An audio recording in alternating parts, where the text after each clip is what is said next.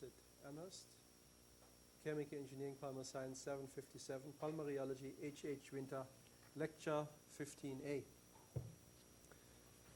A subject which we worked on for the last 10 years about is polymer gels, rheology of polymer gels. It's interesting, very interesting subject, but somewhat unusual for rheologists because most rheologists are either concerned with liquids or they're concerned with solids.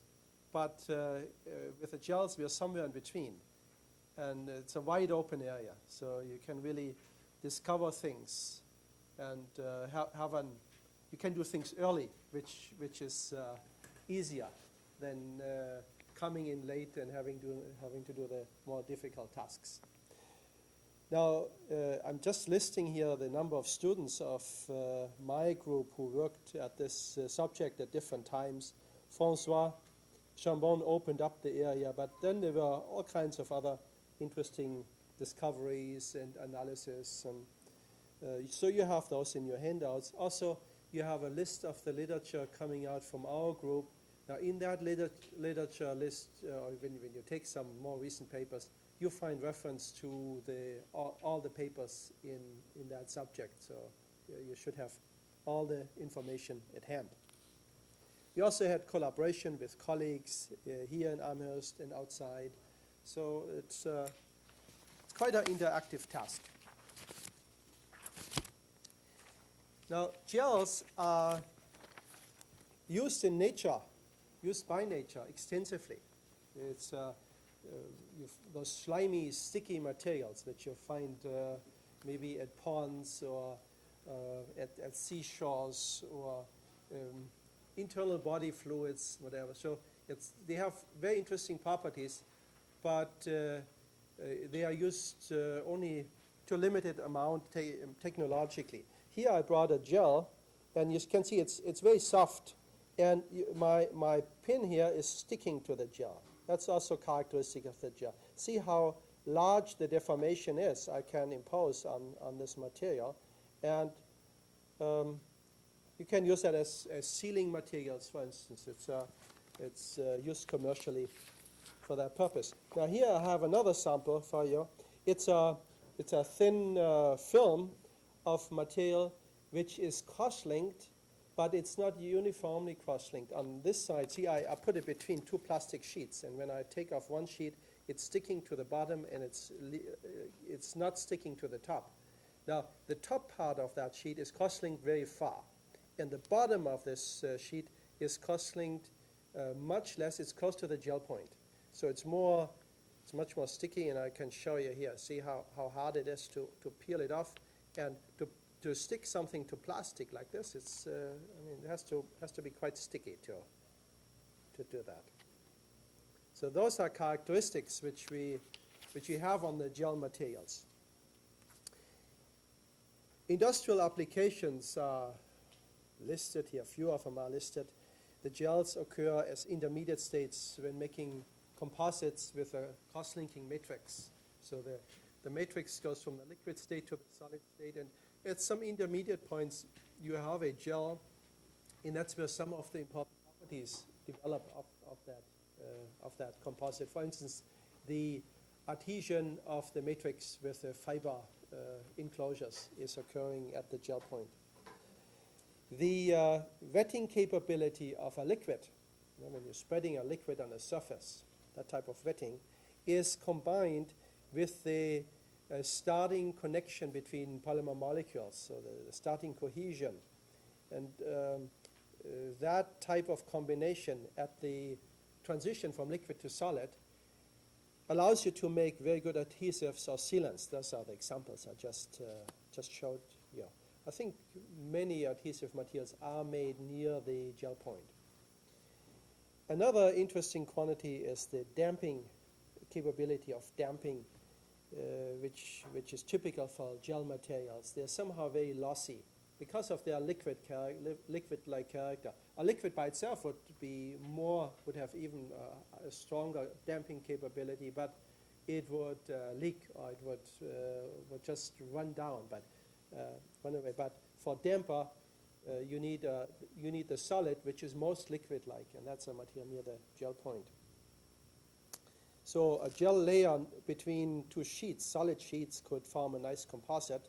It would glue those sheets together because of adhesion, and it would have very good damping capability, and that's used in sporting goods extensively. You can buy tennis rackets with gel, or bicycle seats, and you name it, shoes, because of exactly that property. Now, our objective is to learn about gels in great detail, and then we can tailor-make gels with variation of properties. And so we will go through that in great detail. So this is an application. Porous structures in super absorbers, for instance, you would need a water-soluble polymer, which is still cross-linked. If you have a water-soluble polymer, it would just dissolve in water and form a liquid and disappear. But in many applications, you want to have a solid which just takes a lot of water. A profane application is the diaper, the baby diaper, where a rush of fluid comes and you want to maintain that fluid in a very short time.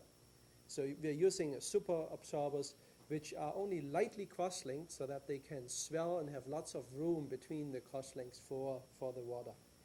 Another application is in agriculture, where the seed, for instance, of wheat or some dry seed is coated by 10% in weight with a super absorber, and then it's planted into the dry soil. And whenever the rain comes at some time, maybe 4 weeks after you put the seed into the ground, rain comes, and it has to absorb as it comes, so that it doesn't trickle down and disappear. It has to stay with the seed. It's actually a similar application as in the diaper. It's also a rush of fluid coming, which has to be contained at the spot, and then this water is used for the sprout, and it helps substantially in farming in India, for instance. And then after harvesting, the super absorber still stays in the ground, and you have soil which is able to maintain fluid at a higher volume because of that. Okay, so I'm sure you can make up some interesting applications yourself. We're using Xerox machines. The toners use the sticky character of the gel. So those toner, the binder in the carbon black toner is often a gel.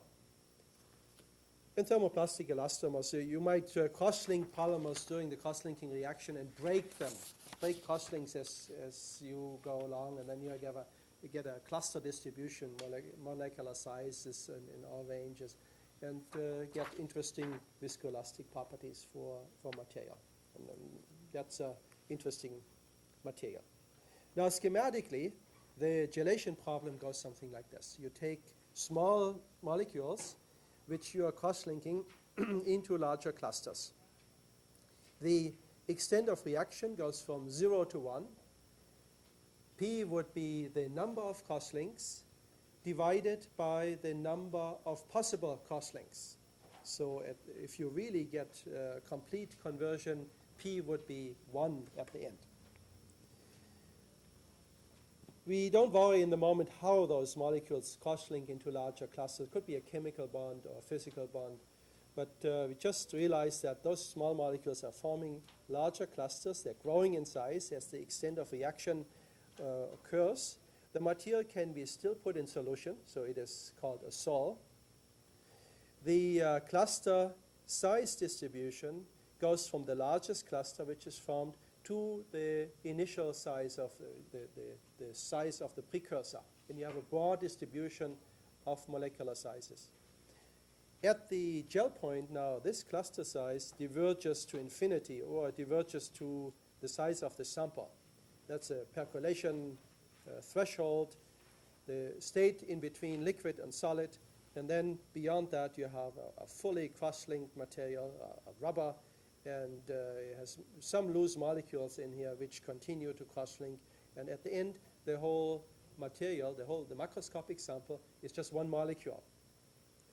Now the cluster size can be observed with specific techniques. So we would talk about correlation length associated with the cluster size here.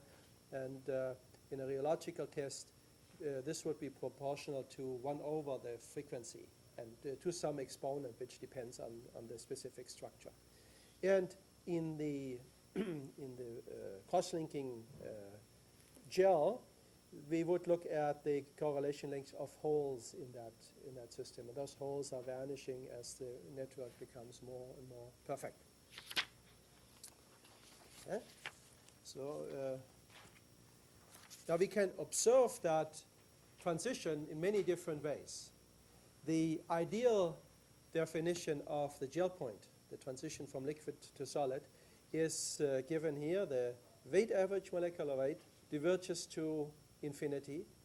The number average molecular weight is finite at the gel point, but the weight average diverges. So the ratio of MW over Mn is diverging also at the gel point. This can be detected, for instance, by light scattering. One could look at the diverging cluster size, or one could measure some correlation time of the molecular motion, and that correlation time increases, or the longest correlation time increases. We would expect a spectrum of correlation times in the cross-linking system. Okay, so that could be in light scattering. We still can try the solution testing. You look at the sol-gel transition by putting the sample in a good solvent, and if it dissolves into individual molecules, it still is a sol. If it doesn't dissolve, if it just swells, it is a gel. It's beyond the gel point. Well, and beyond the gel point, there's still some loose molecules. You could extract some liquid part from the gel. This would be the sol fraction, the unattached molecules in that system.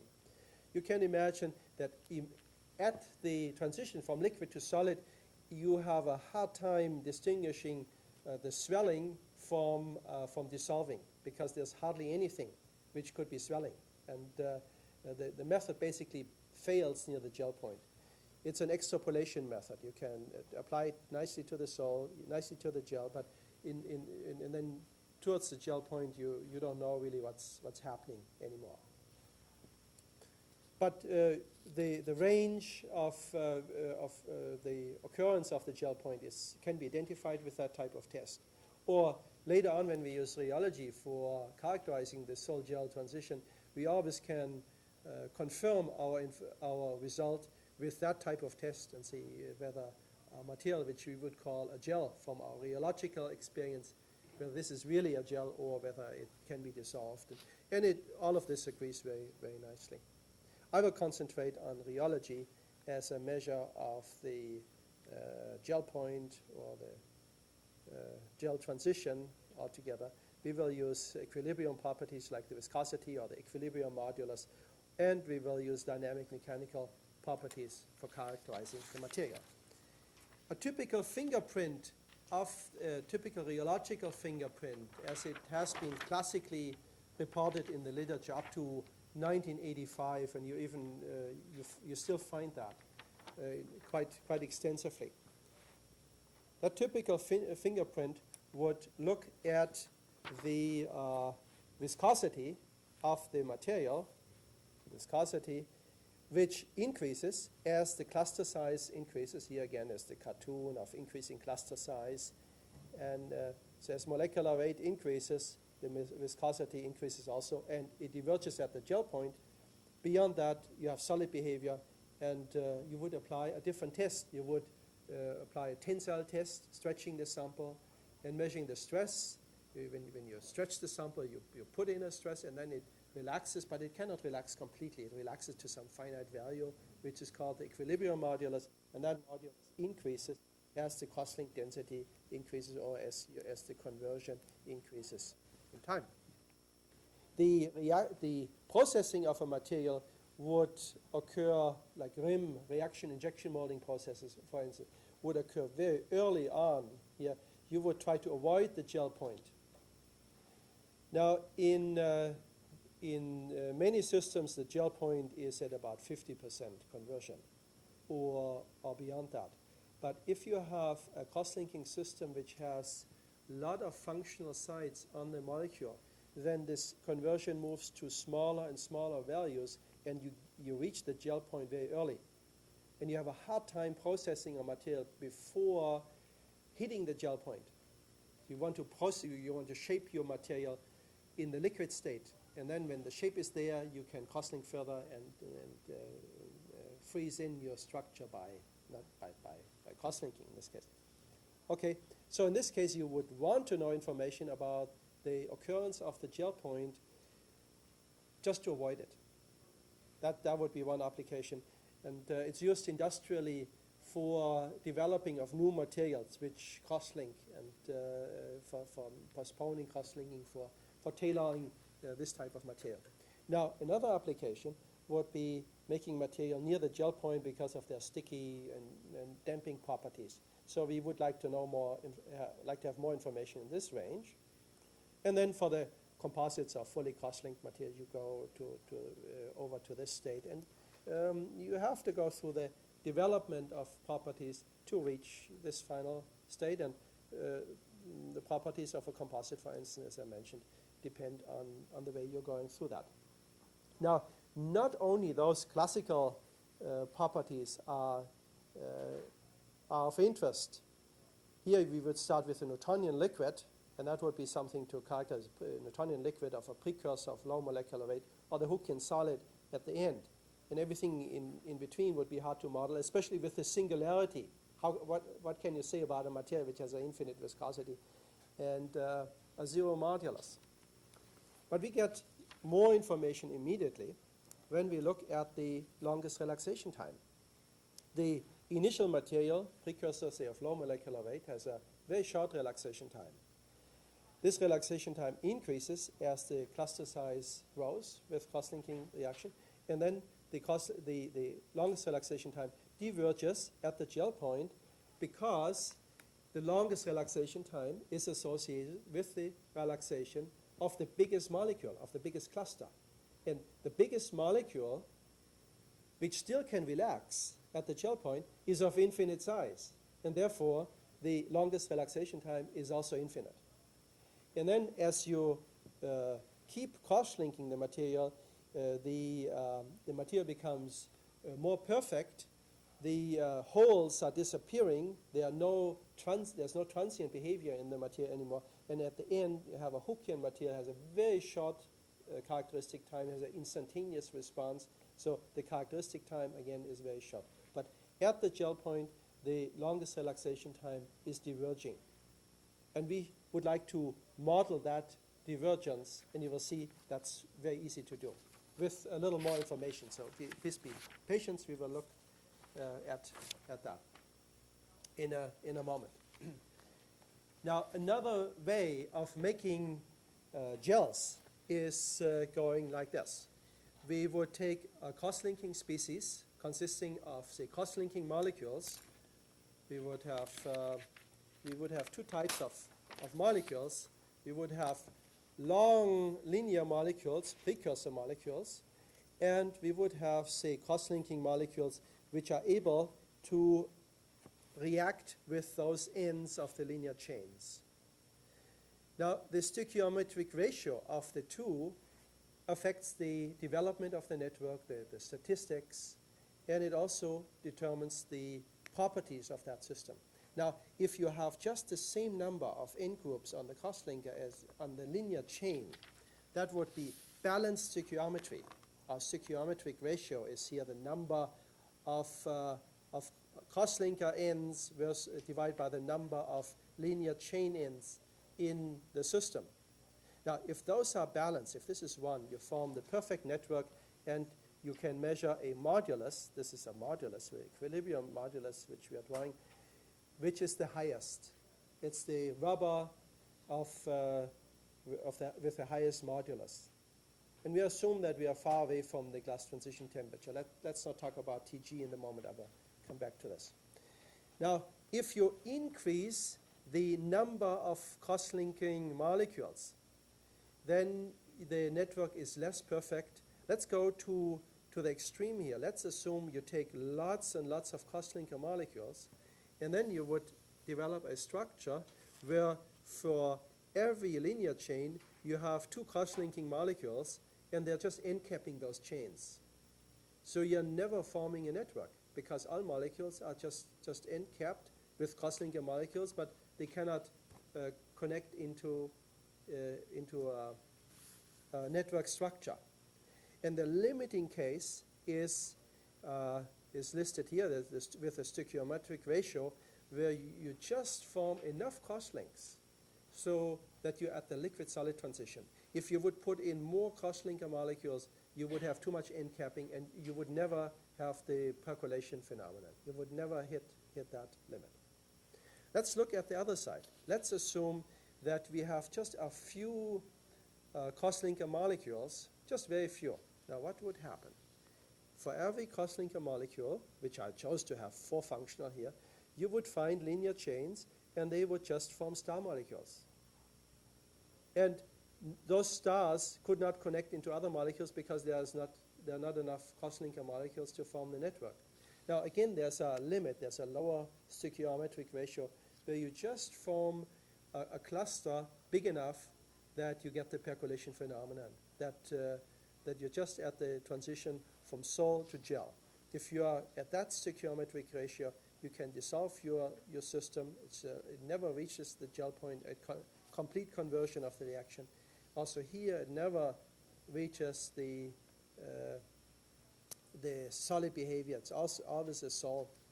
But there's a intermediate region of the stoichiometric ratio where you always get a solid at complete conversion. And that's where you get gels of different character. And you can make, just by tailoring the stoichiometric ratio, you can make now materials near the gel point, an upper limit or lower limit, and you get the sticky stuff which I just showed you before. At least that would be one way of doing that. One of the sample I showed you, I believe, is made by radiation crosslinking. The crosslinks are introduced with a different mechanism, and you just have radiation from one side. I'm talking about the sample with the gradient crosslinking. So you have lots of radiation on one side, lots of cross-linking, and the radiation is absorbed. And on the other side, you have very little radiation left and very little cross-linking. So you can do this with many different types of cross-linking mechanism. Now you could take a system which consists of long linear difunctional molecules, and you could take bifunctional chain extenders, and what you would get is some distribution of large molecules, but you would never get a network. So you would get a viscosity with increases and then levels off, but you would never have the divergence. So one of the crosslinker has to have a functionality of 3 or more. So that's the condition for forming crosslinks. And as soon as you do that, you can observe a gel point, and you can observe the divergence of the viscosity. Kind of obvious what you would expect. Now, in some systems, the crosslinker sites are fairly stiff, and they change the molecular mobility of the newly formed clusters, and they basically raise the glass transition temperature of your material. So Tg depends on the conversion in this case. Tg would be very low initially, and your experiment would be above Tg, say, and STG here is measured here as a function of conversion. It increases from a low value to a high value. So now imagine you're cross-linking your sample at this temperature, and you stay at this temperature, you observe increase in conversion, and you hit the glass transition temperature. Molecular mobility is quenched, no further reaction. You never reach the gel point. This sample is a sol. If you put that in a good solvent, it would dissolve. You could do the experiment now at a higher temperature. Reaction rate is increased normally when you go to higher temperature. But also you hit the gel point at some later time. You hit the glass at some later time. So you would produce a gel, would be cross-linked, but the cross-linking reaction would be quenched at some later time. You also would not have a perfect network in this case. The person who studied this extensively is Gillum at Princeton, so you will find many, many papers. Now, he plots this, exactly the same plot here, which I'm plotting versus conversion, in a different way. He plots that versus time. You know, conversion increases in time, and you can use time now as your variable, and you can use conversion. Now, Gillum likes to use conversion, and then the same plot is looking very fancy. Here, I made a copy for you of a typical Gillum plot. Here, this is the vitrification curve and gelation. And I also showed you the transformation from the initial curve, like I had this, using isothermal curing kinetics. You need a connection between the evolution of conversion with the with time. So you can go from this plot to that plot. Somehow, my opinion is that this plot is much easier to understand. So I kind of like this representation. And this is, that's more fancy, but it's the same. Take your pick, whatever you like to choose as your variable. The conversion as a variable has the advantage that you're independent of your rate of conversion.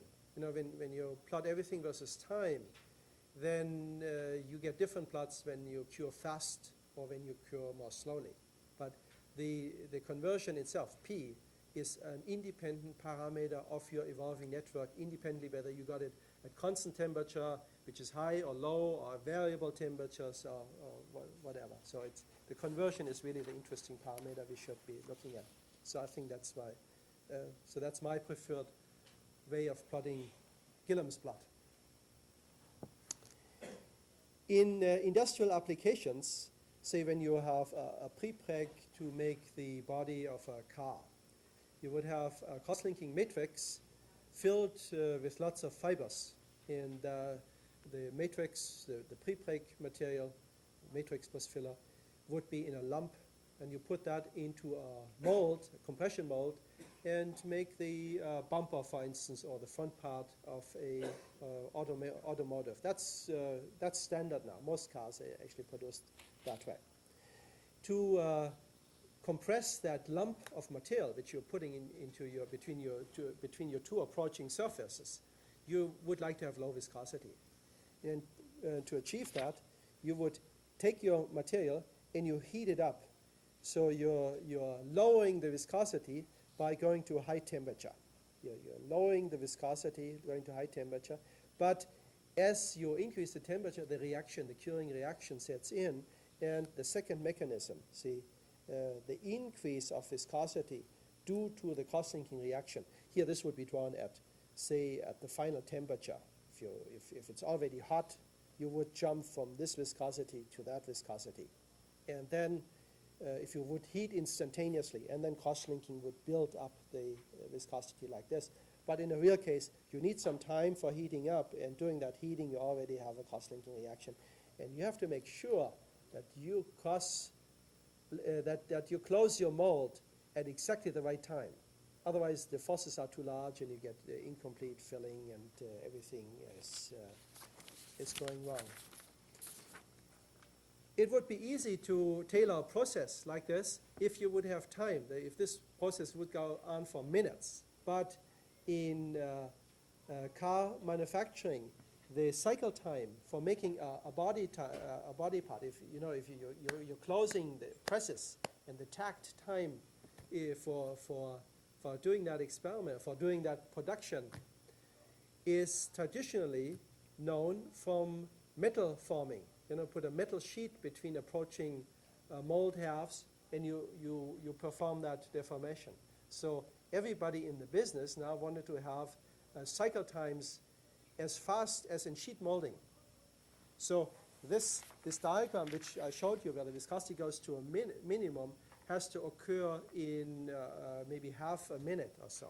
So the time span you can operate plus or minus is very close. You have to know a lot about cross-linking materials to be sure to do your process correctly. Okay, so far about the introduction. Let's take a specific material, and actually I could take a break if this is, okay, we're taking a break, and then we move to a specific material. Look how one specific cross-linking material behaves, and then we go from there.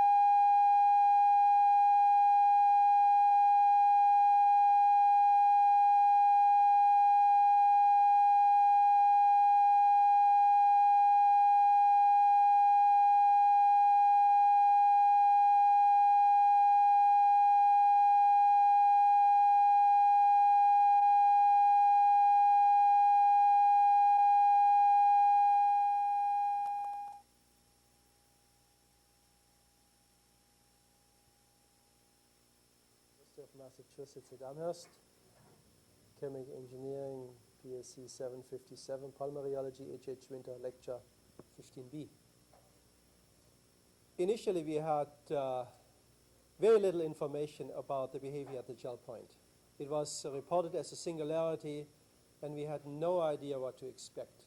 So you can imagine the research was quite frustrating in the beginning. We knew there would be something interesting, but we had no idea what it would be. We didn't know that it's a critical phenomenon. The gel point is really a critical point. And at critical points, you can expect a simple behavior. Somehow physics reduces to something less complicated than in the rest of the region. So we can expect rheological behavior which is simpler, and which will be very interesting. So we took a cross-linking system. We just used the experimental approach. We just want to see what's happening. A friend of mine, Chris McCusker, was looking at cross-linking systems extensively, far away from the gel point. He was interested in rim processes, for instance. But since his system was available and he gave us a sample, we could start using that and could take rheological data very, very quickly. Now he had a PDMS system which had about 10,000 molecular weight. The linear chain was terminated with vinyl groups, and the crosslinker was 4-functional, having an SiH group here, 4 SiH groups, and the crosslinking reaction goes in or is performed in the presence of a platinum catalyst. If you don't have this platinum catalyst there, the reaction is not occurring. There's nothing is going on. Now, McCusker and Sam proposed a mechanism for the cross-linking reaction, and this proposal goes something like this. They use the platinum as a metal catalyst, and the vinyl group, I'm talking about this group here in the chain here, at the end group of the linear chain, this vinyl group somehow associates with the metal. It's not a chemical reaction, but it's associating here. And now this in connection with the 4-functional cross-linker, we have SiH, Si with an H group. So Si has 3 bonds here. We have three bonds here and has an H group. So these two combine in the vicinity of the metal side. Somehow the SiH is dissociating from one of the H's here, and then this H is inserted into the vinyl group. This H is inserted into this vinyl group, and it's opening up the double bond, and the free site here, when opening up the double bond, is connecting with the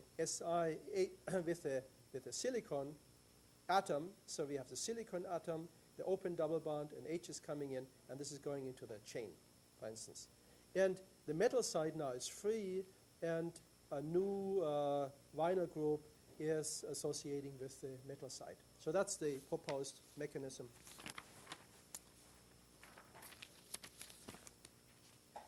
There are side reactions in this case at high temperatures, but if we perform this reaction at room temperature up to maybe 40, 45 degrees, the side reactions are minimal. And that has been studied by Gottlieb and Fischer in Beersheba. In '86, they had a very nice study on that. So we are operating at low temperatures to avoid side reactions. So it's a model system in this case. The molecular weight is still not uniform. It's a distributed system. We would like to have uniform precursor lengths, but otherwise it's a nice system. Now, how do we prepare samples in this case? The samples will be very sticky, so we couldn't make samples near the gel point and scoop them up and put them in the rheometer. They would break. It's impossible. We have to make the sample in the fixtures. So we have a temperature-controlled region where lots of bottom parts for the rheometer, lots of cones are put in here, and then a batch of the material is added to this. And then when the reaction is continued for some time, and then the reaction is being stopped by poisoning the catalyst. We are using the Pompeii method. Well, we call it the Pompeii method because the ancient town of Pompeii, when was it, 70 before Christ around, was frozen in by the sulfur and the ashes coming from the Vesuvio, from the volcano. So the life was frozen in, and now we can take centuries to uncover and find out what life was at that time. And we're doing the same thing here with our sample. Actually, we also use sulfur in this case. We freeze in the evolving network structure, and then we have sufficient time to study rheology on a sample which has been reacted a little bit, a little further, a little further, a little further. So we have a discrete set of samples with increased extent of reaction, and we can now look at the evolution of rheology by just probing those samples. So that's what we will be doing in a moment. For making those samples, we looked at balanced stoichiometry. We looked for balanced stoichiometry in the beginning, and we did this simply by changing the ratio of crosslinker with the linear chains, and we picked then the ratio which gave us the highest modulus at complete conversion. So that would be the sample we are using. Later on, when checking more carefully about the details of the molecular structure, we realized it's about 1.2, the stoichiometric ratio needs a little more crosslinker than linear ends to get to this high modulus. So it's not perfectly one, but it's very, very close to that case. So that's how we prepare samples, and the parameter in all the sample preparation is the stoichiometric ratio. We will go to this, and we will use that for tailor making our cross-linking materials. Now, for all the samples, we would like to know the extent of reaction, and that's not so easy to measure. We use some absorption techniques first, but then you depend on sample thickness, and it's quite complicated. FDIR, for instance, it's very difficult to look at the conversion. Now, Mike DeRosa compared different methods, and he found that the Raman scattering is the best tool to determine the extent of reaction. Here is a schematic of dispersive Raman where beam is incident here, and then with back scattering, the light is collected, and you would change now the wavelength, go from one wavelength to the other. Either, well, you have a distribution of wavelengths here, but you in your detector, you pick one wavelength after the other, and a spectrum is very, very hard to get. It's a long time. Well, with our Pompeii samples, we have lots of time because the reaction is stopped, then we can look at things. But in the meantime, we want to do things time resolved to do it faster. An FTIR is allowing to, FT Raman allows to take the spectrum all at once and then take an interferogram, Fourier transform, and then get a spectrum, something like this. And from the intensity here at a certain wave number, you can look at the disappearance of a certain bond. This, for instance, would be the count for the vinyl group here. And we would look at the disappearance of the vinyl group. In our case, we would need an internal reference because we would have maybe a thinner sample or thicker samples at occasion, or our incident angle would be changing. So also the sample conditions are changing. Now, when using an internal calibration by measuring the count here for the Si methyl bond, which is not part of the chemical reaction. So comparing the intensity of this with that, we get the reaction, the degree, or the conversion of our chemical reaction by just comparing the area as it changes. Our typical count taken with FT Raman looks something like this. This is just a disappearing vinyl group. The spectrum of the PDMS is listed in the literature, is known in great detail, and for us that's fortunately. So, Mike DeRosa could use that directly. This is actually done in collaboration with Charling Su. It's done in his lab on his instrument using our stopped samples. So you see the vanishing area, and we just take the area. The advantage of the Raman is several-fold. We don't need any specific sample preparation. For FTIR, you would need a sample between plates, very, very thin, and would be a different sample than rheology. We don't need this. We can analyze very thick samples in this case because we are really backscattering out of the volume. And then we're using the reference peak, which makes us independent of changes in the sample. We look at the vinyl group. The SRH group is also detectable with Raman, but this is more prone to side reaction. So the vinyl group is more interesting for us because that tells us about the number of crosslinks we are making. The signal-to-noise ratio is very good for the FT Raman, and eventually we would like to implement this on the rheometer using fiber optics. So that is available as soon as the finances are available, but technically it can be done immediately as far as we can see. Okay, so sample preparation is known, and the characterization of the sample is very advanced due to the help from all sides, I would say. Other people working with that system and studying that system in great detail. Now let's come back to rheology. We would like to use rheology to study the phase transition. We have to do something different because with the viscosity and modulus, we cannot really find the transition. We use dynamic mechanical experiments. We go to small strains. We would like to have a stable sample, poison the catalyst. And the experiment is fairly easy. It's very sensitive. We hope that our results will help developing molecular theories, help developing molecular dynamics, but that's very much in the beginning. There's no theory really describing our observation in all the details. The percolation theory has the basic structure, but it is not quantitative concerning I will come back to concerning all details.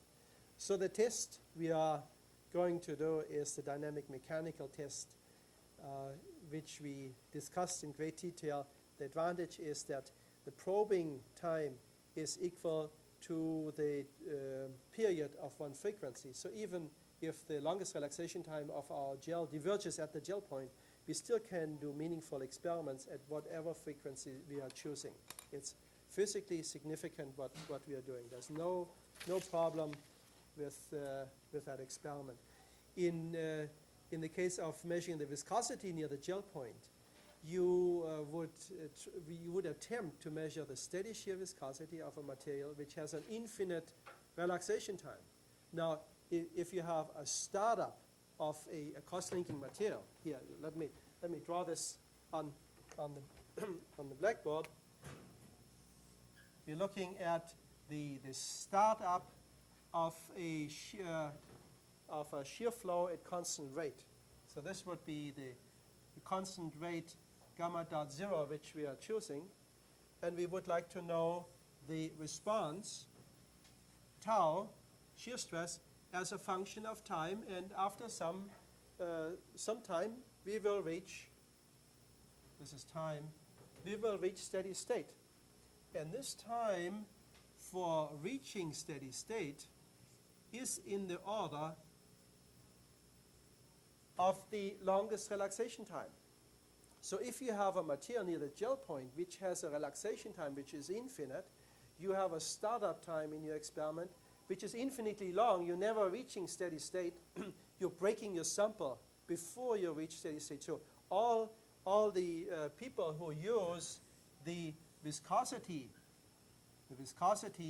as a function of conversion, now this would be the critical conversion, we go from 0 to 1, all people who use that, who report a rising viscosity, they would be okay here, but beyond that, they would measure the viscosity of a broken sample because of exactly this phenomenon. So their curve is continuing something like this. The real gel point is here. But since they keep breaking their sample, they are measuring an industrial gel point, not the real gel point, not the physically meaningful gel point. It's still interesting to know this gel point if you do reactive processing, if you're breaking a sample doing the processing reaction. But those people don't measure the real gel point because of fracture. So and we would be interested in this evolution of the viscosity. So this experiment is physically meaningless when the longest relaxation time diverges to infinity. In our case, we have no problem because our probing time is in the order of the period of our specific experiment. And we can analyze the data. Everything is self-consistent. If you analyze these data, you will see there is a problem. There's no consistency. So we do dynamic mechanical testing, and we will analyze the data to obtain the modulus and to obtain the relaxation time spectrum, as we did before for monodisperse linear molecules or distributed systems. You can do this for liquids and solids. And in our case, the task is to find this spectrum at the gel point. Now, what's the distribution of relaxation times at the gel point? We could also report this in terms of a discrete spectrum. It doesn't matter. And we expect that this spectrum will be very simple because it's the spectrum of a critical material. Let's come back to the Pompeii samples here, the stopped samples. We have some early samples here with -6. This is 6 minutes before reaching the gel point. In the meantime, we know where the gel point is and we can analyze the data. So this is 6 minutes before the gel point, and G prime goes down like this in a slope of 2 in the terminal zone, and G double prime goes down in a slope of 1 in the terminal zone. We are not able to reach the terminal zone completely. It's very broad, this distribution. You see that the sample is really not monodisperse. Otherwise, it would be a sharper transition.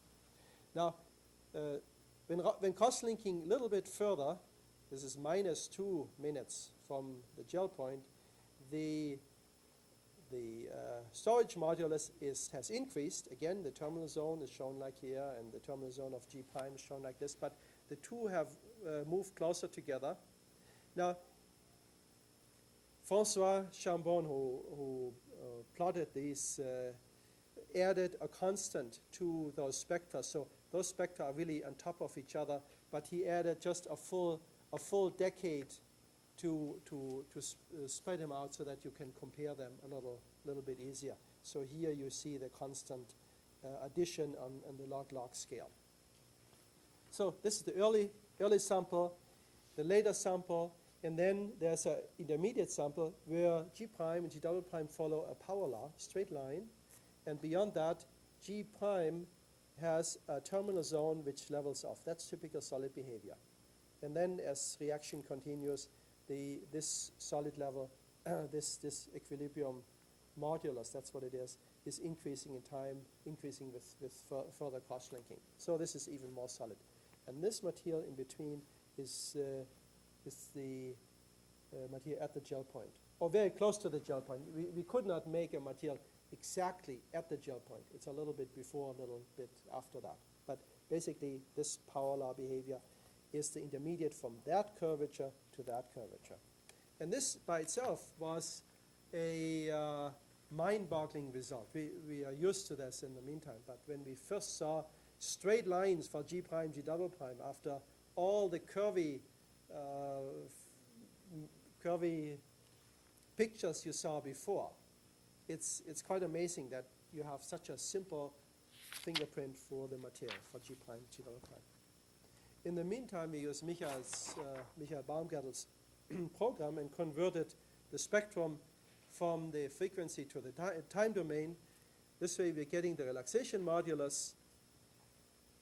It decays rapidly for the -6 sample. It needs longer times for decay for the -2 sample.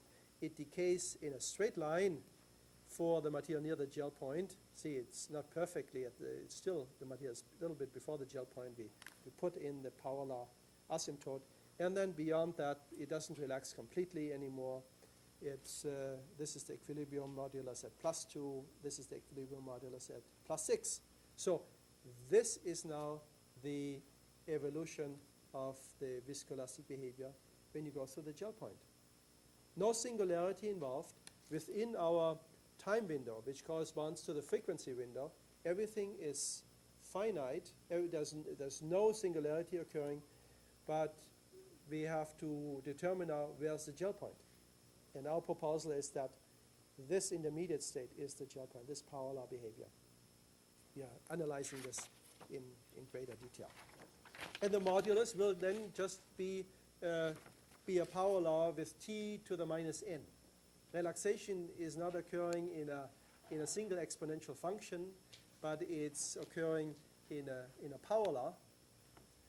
You can represent this power law in a distribution of Maxwell modes, so it's not violating anything we know so far. We always need distribution of Maxwell modes if we have a discrete spectrum, and in this case, you have the same behavior.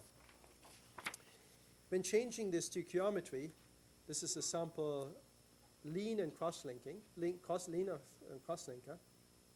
When changing the stoichiometry, you have the same evolution of properties, but the material at the gel point shows G prime, G double prime being parallel. They are not sitting on top of each other. So they are somehow spaced out, but they are straight lines. It's not completely clear whether this is whether both have exactly the same slope. They kind of look like having the same slope. But you will find data in the literature where people took different slopes here and then took the average and said, oh, this is then the average relaxation, and that's the behavior at the gel point. So the question is, are they parallel, or what's going on here? I will come back to this in a moment. Let me show you the 10 delta fingerprint, which is already telling you a lot. It's very, very interesting. For the liquid, 10 delta is very large at low frequencies, mostly the flow behavior. And then when you go to higher frequencies, more solid-like. So it's just coming down like this. And as you cross-link further, this is the -6, -2. Now this is the material at the close to the gel point. Remember, it hasn't reached the gel point exactly. Remember, there was a little tail, was a little blip in the spectrum here when calculating the relaxation modulus. This material was still in the liquid state, was not perfectly at the gel point. And that appears again in the 10 delta, but basically at the gel point 10 delta would be flat, and beyond that 10 delta goes down. This is a typical solid behavior. Just putting the individual pieces together for this puzzle. Let's analyze the data now mathematically in a little more detail. We observe a Powerlaw spectrum, say in G prime. I plotted it here just for G prime. So G prime is going with omega to the nth power. At very low frequency, we would see long time behavior. And what would you expect? What type of behavior would you expect at long times? Well, for a sample which is before the gel point, you would expect to see a finite cluster size, and G prime would have a terminal zone and would decay with a slope of 2.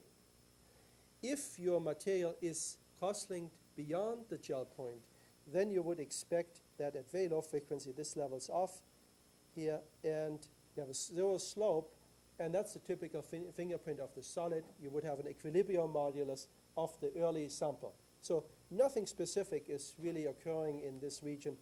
For simplicity, we could just extend this behavior to 0 frequency for the material, looking at the material perfectly at the gel point. I think that's what the material would behave like. Now, what would happen at very high frequency? You would expect to look at the material at smaller and smaller scales. You would see strands between cross-linking sites, or at even higher frequencies, you would see bond angle changes. You would maybe pick this up in dielectric measurements or NMR or whatever you use to complement your spectrum up here. So you wouldn't see the chain behavior of your system. So for the time being, let's continue this spectrum to infinite frequency and assume that our system looks the same at smaller and smaller and smaller and smaller scale. It's a type of continuum assumption. We don't want to predict the glass transition for the time being. Certainly there is a dynamically introduced glass transition, but for the time being, let's take our spectrum from 0 to infinity being described by a Powerlaw. I'm doing that because that Powerlaw can be analyzed very easily in mathematical terms. The Fourier transform and all of the solution of integrals is very, very easy. So let's come back now to this question of having the Powerlaws in G prime and G double prime. But for each of them, we would assume that the exponent is different. N and M would be different, but not too different. We would allow them to be slightly different, as we would see from the experiment. And the question now is that permitted? Do we violate anything in our data if we have a Powerlaw which goes from 0 to infinity and also has different slope for G prime, G double prime? So you still can have very short Powerlaws and have different slopes, but we would assume now that the Powerlaw goes over the entire region, and we want to see whether we are violating anything.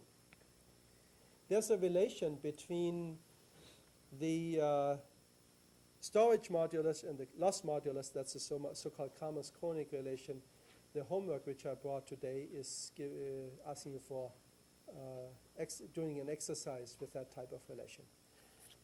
Basically, G prime is given by the relaxation spectrum, and G double prime is given by the relaxation spectrum. Each of them is completely defined by the spectrum. So there's no surprise that there is a mathematical link between G prime and G double prime when you eliminate the spectrum, and that's what Kramers and Kronig were doing. So G prime is associated with the integral of G double prime. The variable here is not omega, is x here, which is integrated, and omega is contained. Like this. So just taking this relation from the literature, not trying to derive this further, we insert now our two Powerlaws. We insert G prime being proportional to omega to the n, and G double prime being proportional to omega to the m. Okay, so we are inserting those two. And then we are rearranging that equation we basically would like to integrate here, but we have to substitute because of this omega in here. So our new variable is x over omega. So we are putting omega squared outside, and we have 1 minus x over omega squared. And here this x we represent with x over omega to the m, and then we pull omega to the m outside. So all the omega dependence is out front, and in here we will, when we solve this, we will just get a number. Just to explain this further, we replace x of omega with the dummy variable y, which will disappear when we perform the integration. So here you can really see this is independent of omega. This is just a number. Now to satisfy our condition that omega to the n divided by omega squared, I just left it as it is here, is equal to some number times omega to the m over omega squared. To satisfy that, m has to be equal to n. There's no way around. We would violate the Kramers-Kronig relation if those two exponents would be different. And that's a very nice relation. So we can invert this now and can say, if we are really in a Powerlaw state, or if we really have the gel point behavior, the Powerlaw has to be extending over wide frequency window, and it has to be parallel. If the Powerlaws are not parallel, we have different behavior. We certainly don't. We have different behavior in the end regions. It just has a short Powerlaw region at the intermediate experimental window. So that's a very interesting result. The second question, which would be posing now, goes like this. We have G prime and G double prime going with omega to the n. Now I'm using the same exponent, but they are not on top of each other. They have a different front factor, A and B, and we would like to know what's the relation between A and B, or is there any relation between the two? We continue using the Kramers-Kronig relation as we had before. In the meantime, we set n equal to m, so we can cross out this first part here. And we can solve the integral. B I took out front here now. And this integral, you can look this up in tables, is just pi over 2 times the cotangent of n pi over 2. Pi over 2 cancels with 2 over pi. And you rearrange then to obtain B over A. Now, G double prime over G prime, which is really 10 delta, is equal to B over A, because omega is canceling in this case. So 10 delta is B over A. Note that it is independent of the frequency. By dividing one by the other, there's no frequency dependence anymore. 10 delta is independent of frequency, and you saw this in the data before. 10 delta over frequency is just a flat curve. That's consistent with the data. So B over A gives us 10 delta, and inserting this result here, we find that B over A is equal to tangent n over pi, n pi over 2. Now we compare 10 delta with 10 n pi over 2, and we find that the loss angle, or the phase angle, is given by the slope in our plot multiplied with pi over 2. So that slope is really determining the phase angle. And if n is 1/2, the phase angle is just 45 degrees. It's just really in between a Newtonian liquid and a Hookean solid. But n can vary over a wide range of values. So that tells us that the spacing between the spacing in your plot between G prime and double prime depends on the slope. If the spacing is 0, the slope is 1/2. If the spacing is large, say if the slope is 0.7, G prime is lower than G double prime when you have a liquid behavior. And well, why not writing it down?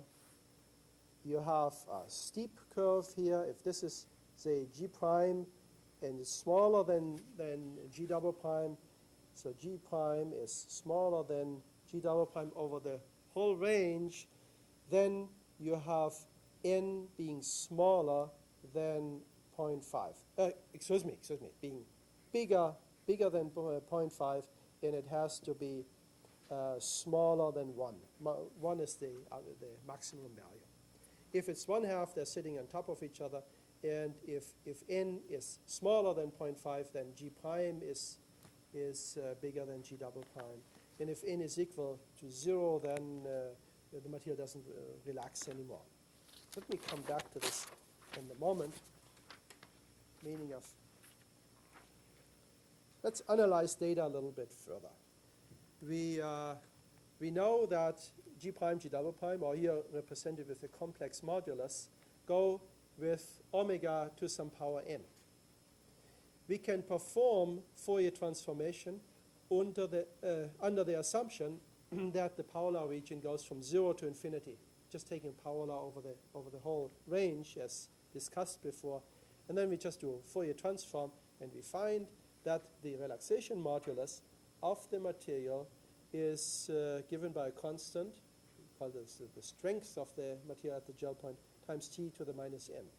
And this is what you saw before in g of t. That's the Powerlaw behavior. That's coming out of the data, and it's coming out of the analysis in the same fashion.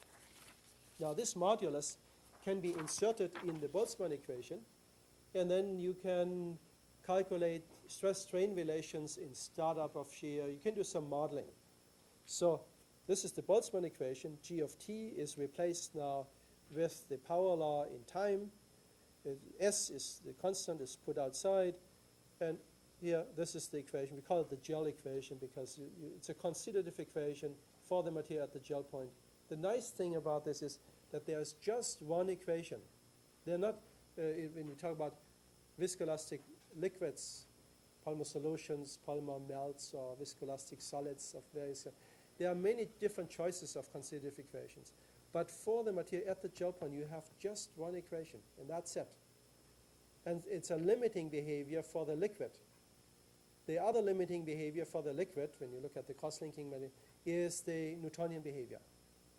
So it's the liquid range is bounded with the Newtonian behavior at very small molecular weight, and the gel equation at the transition to the solid, and the solid now goes from the gel equation to the Hookean behavior. So in that sense, it's on an equal footing with the limiting behaviors which we know in the literature, from the literature. And it's nice to have a constitutive equation directly at the gel point. We can use that now to make gels, to characterize gels, and suddenly everything is so easy. We don't have to describe gels in terms of a viscosity or in terms of a modulus. We describe it in terms of its relaxation behavior. The relaxation modulus can be rewritten in terms of a spectrum, a continuous relaxation time spectrum, which is just h of lambda.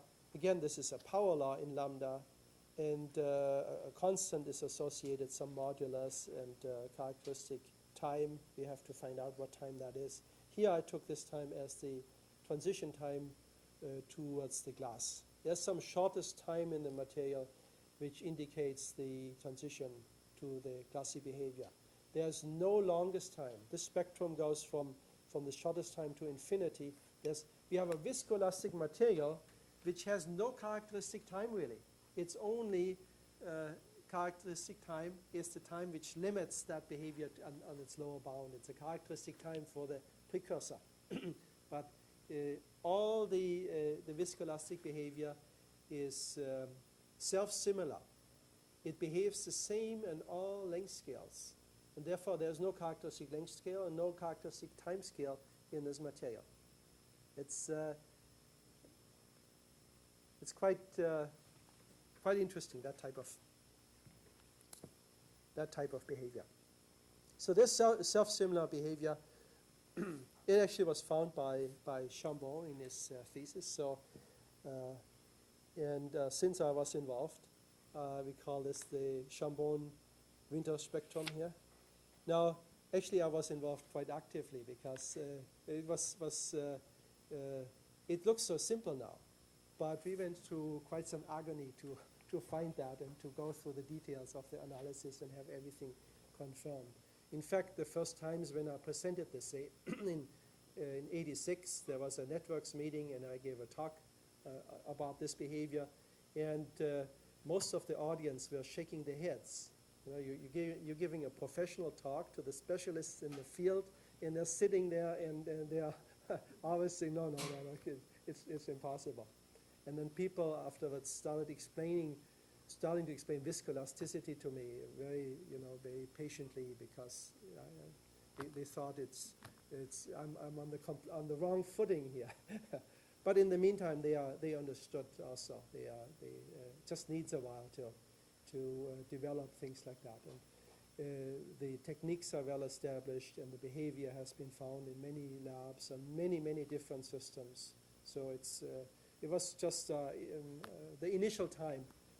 Actually, it's nice to have that reaction initially, because if everybody immediately said, yeah, sure, we know that, that's obvious, and it's, why are you coming with this old wives' tale or so? And so it's much more exciting to have the whole audience shaking, and you're saying, yes, yes, yes. We were doing that for many years, and we really knew what we were talking about at that time. Okay, so that's why we call it the CW spectrum. It is a Powerlaw spectrum. At long times, it goes to infinity. It has a cutoff, lower cutoff, the transition to the glass. In there would be a glassy spectrum, could call it Tobolsky spectrum. He proposed that type spectrum for the glassy material, which is very realistic. We even could include the transition to the glass in this. We could look at the crossover bit of those Powerlaws. You don't have this in your handout, so I'm running out of time. So just to bring this to conclusion, you could look at the crossover. You could say you have a Powerlaw spectrum here for the glassy region. You have a Powerlaw spectrum for the gel, and the linear superposition now of those two regions would be the Powerlaw, some Powerlaw A with an A exponent, some Powerlaw with a B exponent. We would take the short time asymptote. Here at short times, we would take this asymptote. We would try to match this, and we find that at short times, this vanishes. No. Yeah, this vanishes, and we're just getting A. And at long times, what are we doing? Yeah, at short times, this vanishes, and here we get just this exponent. Long times, this one is vanishing, and A and B are combined. And then you can find a spectrum which describes the whole range by just a linear superposition. And then you can get rid of this transition to the, this limitation we had initially, this transition to the glass. It's not a real problem. We just neglected the glass transition when analyzing the data. And now where we know what the spectrum is, you're just entering this into your analysis, and then everything, the self-consistence, everything fits together very nicely. So in the next lecture, we will continue with the analysis some more, and we look at a variety of different experimental data, and then we look at the self-consistency also of this result. This will be on Monday.